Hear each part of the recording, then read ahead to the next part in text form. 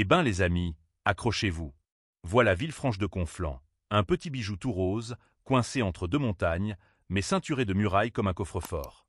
Ces remparts, c'est pas du toc, du Moyen-Âge revisité par Vauban, le maître des fortifs de Louis XIV. Voyez ces bastions trapus, ces tours rondes qui vous toisent. On se croirait face à une cuirasse de géant posée au pied des Pyrénées. Et vous savez quoi? On va passer cette armure et plonger direct dans le ventre du village.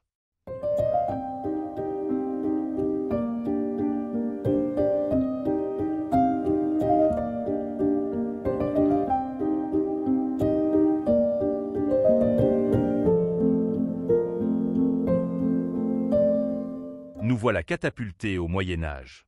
Regardez, une seule rue centrale, longue comme un couloir, encadrée de maisons en pierre rose.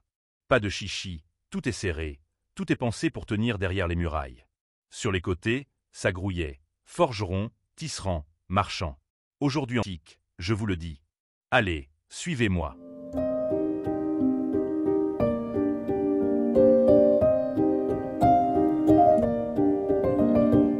Et là, au détour, paf, l'église Saint-Jacques. Romane, XIIe siècle, avec son portail sculpté comme une BD de pierre. Des apôtres, des monstres, des motifs végétaux. On sent passer les pèlerins de Compostelle, les processions, les cloches qui rythmaient la vie du village. Villefranche, c'est un écrin minuscule, mais bourré d'histoire. Une forteresse vivante.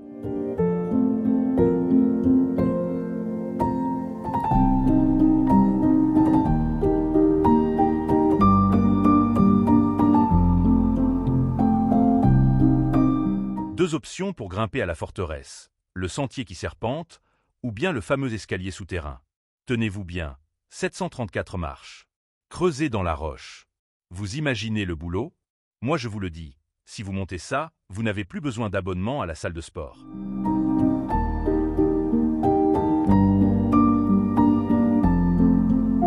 Accrochez-vous, les amis. Maintenant, on quitte les ruelles tranquilles pour attaquer le sentier qui grimpe vers le fort Libéria. Oui, celui-là, perché là-haut, qui domine la vallée comme un aigle royal. Regardez ces marches irrégulières, ces rochers qui pointent. Chaque pas est un rappel. Ici, c'est pas pour rigoler. Le sentier serpente, tourne, redresse. À chaque virage, la vue s'élargit. La vallée de la Thé s'ouvre sous nos pieds, les maisons du village semblent minuscules, et plus on grimpe, plus on comprend. Ce fort n'est pas là pour décorer, non, c'est le verrou du Confle, un verrou qui a tenu des siècles. Allez, encore quelques mètres. On y est presque. Et croyez-moi, quand vous arrivez au sommet, c'est pas juste une victoire sur le sentier. C'est une plongée dans l'histoire.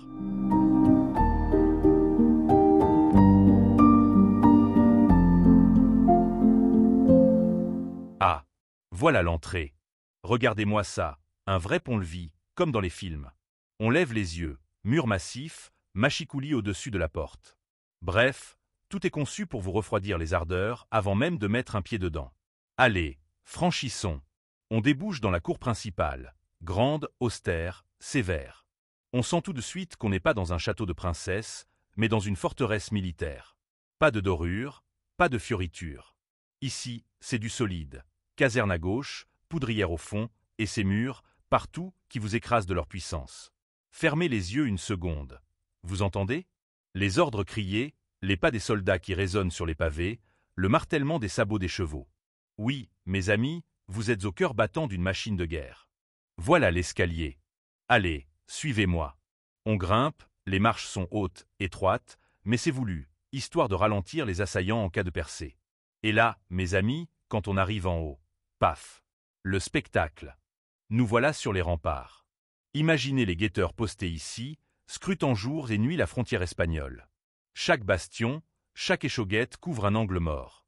Impossible de surprendre cette forteresse. Et sur ces murailles épaisses, vous sentez quoi? La puissance de Vauban. Le type, il pensait à tout. Visibilité parfaite, tir croisé garanti, défense implacable.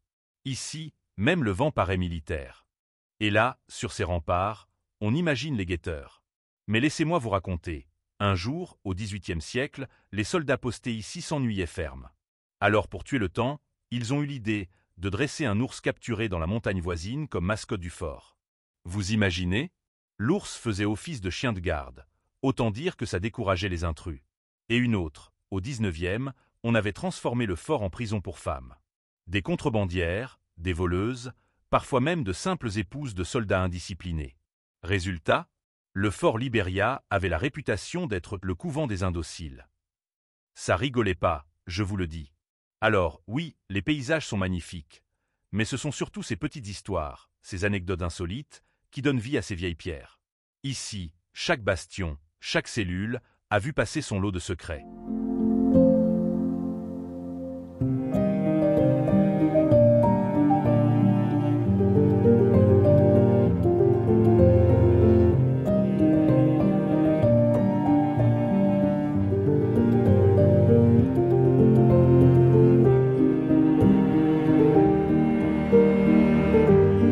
Mais regardez-moi cette petite caserne. Oui, un pavillon catalan, avec ce balcon couvert, qui semble murmurer les secrets du passé.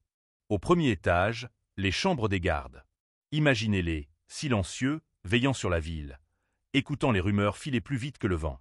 Et en bas, au rez-de-chaussée, la petite pièce, autrefois panéterie, devenue poste de police. Oui, ici, la routine pouvait soudain basculer dans le drame. Mais le vrai frisson, mes amis, se cache au sous-sol. Là, l'air devient lourd, glacé. C'était la prison des complices des empoisonneuses de la cour de Versailles. Oui, ces femmes redoutables, dont les noms ont fait trembler palais et châteaux. Et là, dans l'ombre, leurs complices attendaient leur sort, enfermés entre ces murs modestes, mais chargés de mystères. Chaque pierre de cette caserne raconte une histoire. Chaque recoin murmure un fragment du passé. Et c'est ça, mes amis, qui rend l'histoire vivante. Oui, palpable, presque à portée de main. En longeant le chemin de ronde, ouvrez bien les yeux. Vous marchez le long d'une balustrade en fer forgé catalan, un vrai savoir-faire d'ingénierie locale. Le minerai, il vient du Canigou, travaillé grâce au fameux procédé de la forge catalane. Résultat, un métal incroyablement malléable qui a la réputation de ne jamais rouiller. Et la preuve est là, 3 siècles d'existence, jamais repeint, et toujours dans un état de conservation exceptionnel.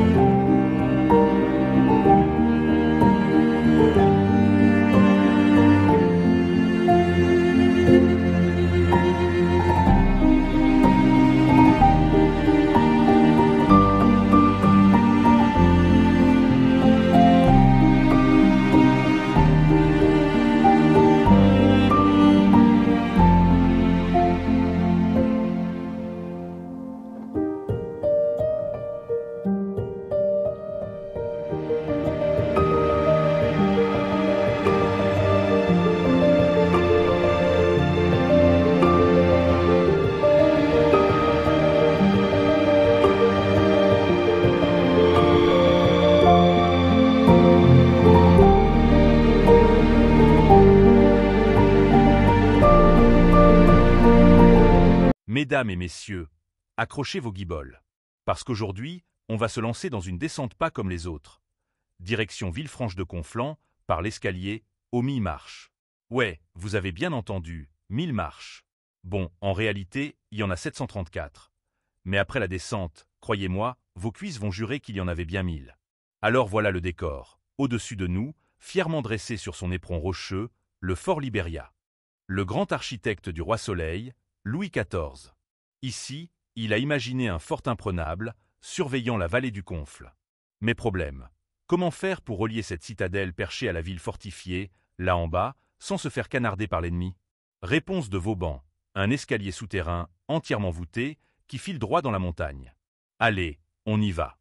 Attention à la première marche, et voilà, on plonge dans les entrailles de la roche. L'air se rafraîchit, l'écho de nos pas résonne, on se croirait presque dans un décor de film médiéval ou de roman de Dumas. Chaque ouverture dans la voûte laisse passer une petite langue de lumière. On imagine les soldats du XVIIe, redescendant ici, mousquets sur l'épaule, dans le silence, prêts à rejoindre la garnison de Villefranche. Et ça descend, ça descend, ça descend. Au fil des marches, la ville se rapproche. Bientôt, on devine le bruit des ruelles, l'odeur des pierres chaudes au soleil, et hop. La sortie s'ouvre directement dans les remparts roses de marbre de Villefranche-de-Conflans. Une expérience unique, à la fois sportive et historique. Et surtout, une sacrée leçon de stratégie signée Vauban. Alors, prêt à tenter l'aventure? Moi, je vous le dis. Après ça, vous allez les mériter, vos 1000 marches.